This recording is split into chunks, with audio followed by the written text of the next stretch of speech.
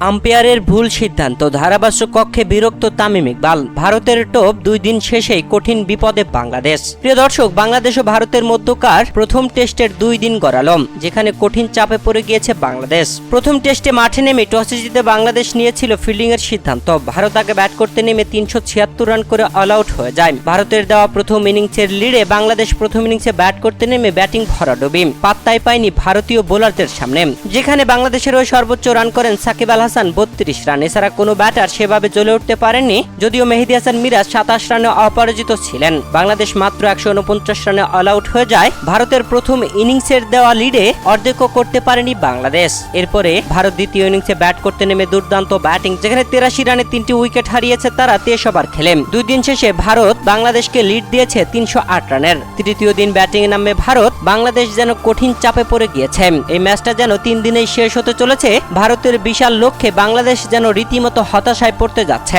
প্রিয় দর্শক, ভারতের দ্বিতীয় ব্যাটিং ইনিংসে বিরাট কোহলিকে ভুল আউট দেয় আম্পায়ার, আর সেই আউটে বিরক্ত তামিম ইকবাল। ধারাভাষ্য কক্ষে তামিম ইকবাল এটা নিয়ে ক্ষোভ প্রকাশ করেছেন।